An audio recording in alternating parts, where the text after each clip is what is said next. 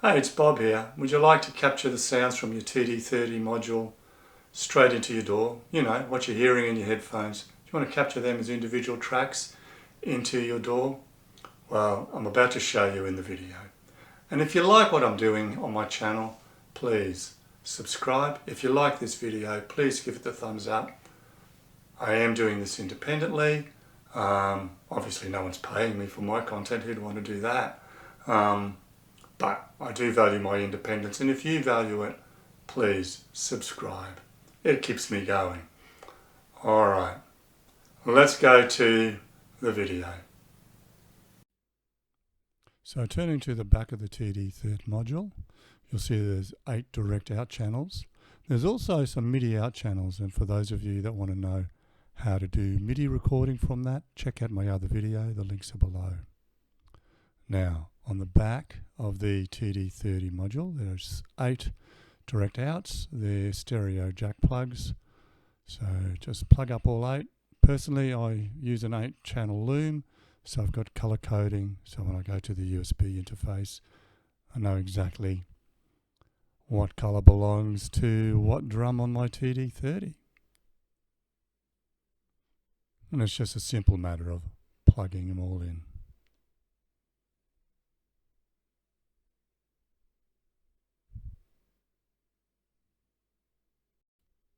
So once you've plugged in all your 8 channels from your direct out, it's time to go to the front of the module and start assigning each drum pad to a direct out.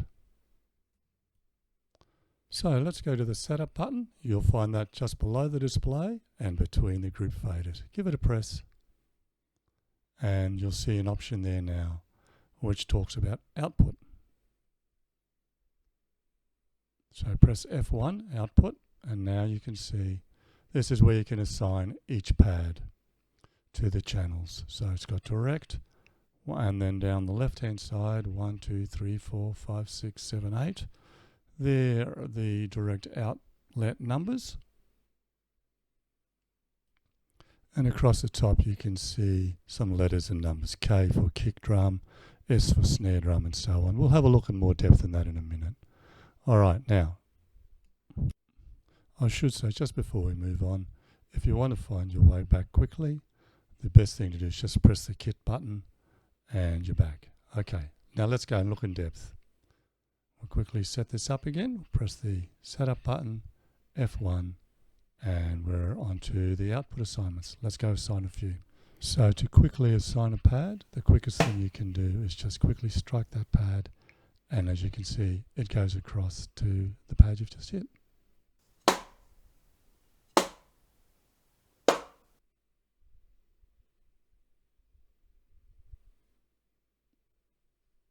And 3, and then 4.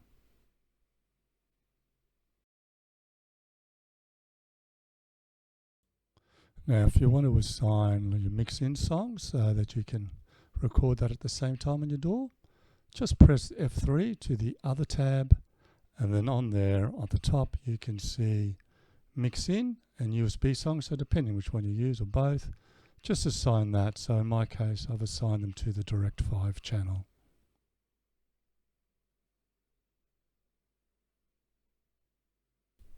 So to assign the triggers to your direct outs, we'll start here. We'll press the setup button.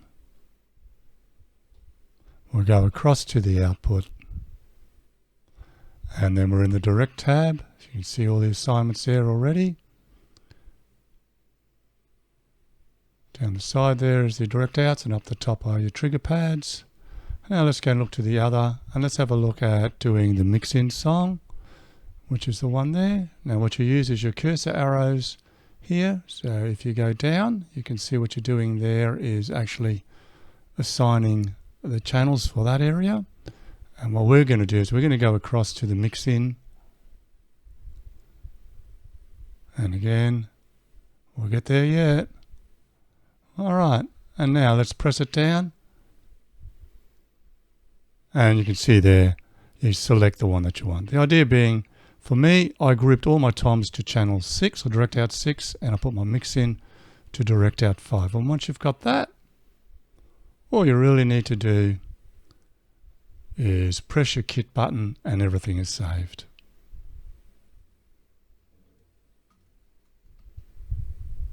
So now that we've got everything assigned on the module end, it's time to move across to the USB interface.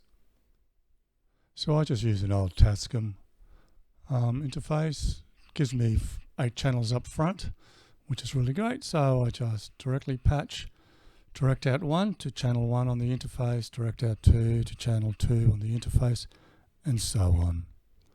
And then from there, I can set each individual output level on the actual interface before it goes into the DAW, just to try and remove some clipping.